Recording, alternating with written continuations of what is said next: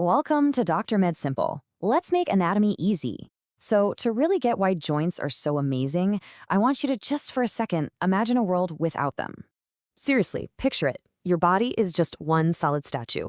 You can't bend your knees to sit down, can't turn your head, you can't even wave to a friend. Sounds pretty awful, right? Well, that's where joints come in. They are the absolute heroes of our bodies, turning that rigid skeleton into a masterpiece of movement. So, what even is a joint? At its simplest, it's just where two or more bones meet up. But it's so much more than that. It's really a marvel of biological engineering that gives us this amazing power to move and bend and twist.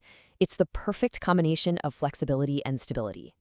Okay, so there are a few different types of joints, but today we're going to focus on the real all-stars, the synovial joints. These guys are the workhorses, the joints that give us the most freedom to move. So let's pop the hood and take a look inside the machine. So every single synovial joint, from the tiny ones in your finger all the way to your hip, has three key players. And they all have to work together perfectly to create that smooth, pain-free motion. We've got the joint capsule, the articular cartilage, and the synovial fluid. Let's meet the team. First up, the joint capsule. Just imagine a tough little protective sleeve that literally holds everything together and keeps the joint stable. But the real magic? That's happening on the inside. The inner layer, the synovial membrane, it's like a tiny factory that is constantly making this special fluid that keeps the whole joint healthy and lubricated. Next on the team, we have articular cartilage. Now, this stuff is an unbelievably smooth, almost frictionless coating right on the ends of the bones. Think of it like a perfect sheet of ice on a skating rink. It lets the bones just glide past each other with almost zero resistance. It's incredible. And last, but definitely not least, is that synovial fluid we were just talking about. This is the real secret sauce that keeps our joints happy. It's a natural lubricant, so it cuts down on friction and wear. And this part is absolutely crucial. It's what feeds the cartilage, because cartilage has no blood supply of its own.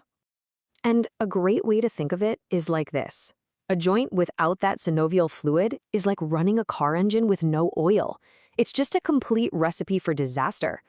Without it, our bones would literally grind against each other, causing all kinds of pain and inflammation, and eventually, they just stop moving altogether.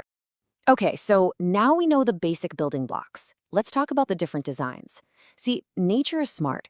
It created a whole variety of joint shapes, and each one is perfectly designed for a specific job. We're going to look at the 6 main types.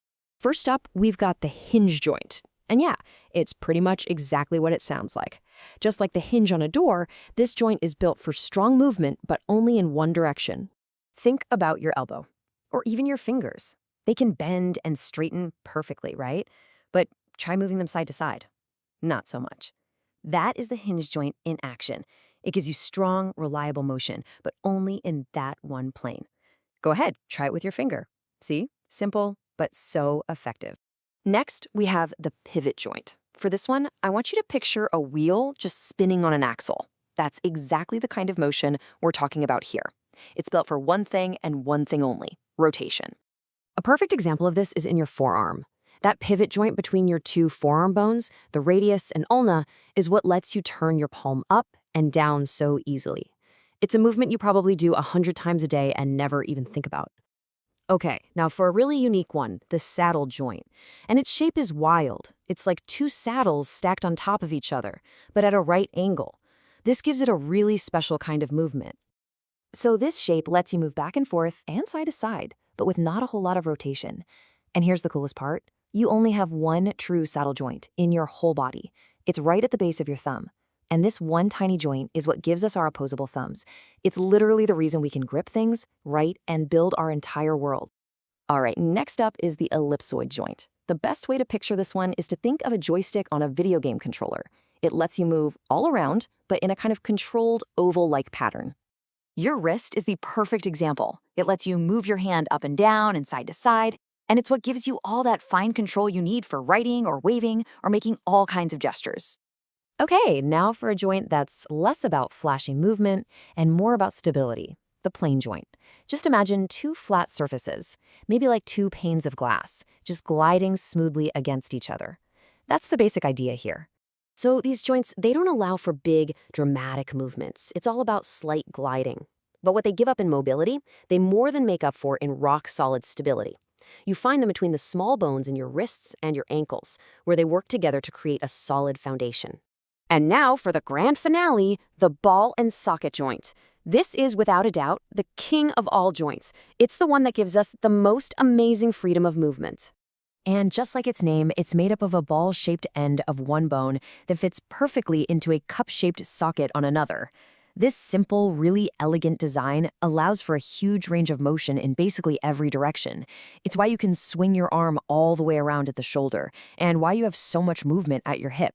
So, we've gone through all this incredible anatomy, but why does it matter? Well, understanding how these joints are supposed to work is the only way we can figure out what to do when they go wrong. Let's just look at two really common problems. When a doctor talks about arthritis, a lot of the time what they mean is inflammation of that synovial membrane. Remember the little factory that makes our joint fluid? When it gets inflamed, it can't do its job, and that leads to pain and stiffness. And a dislocation?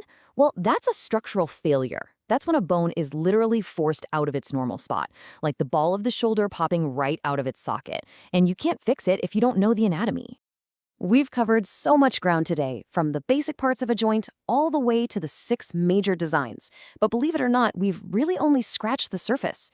So now that you know the basics, are you ready to explore the single most complex and mobile joint in the entire human body?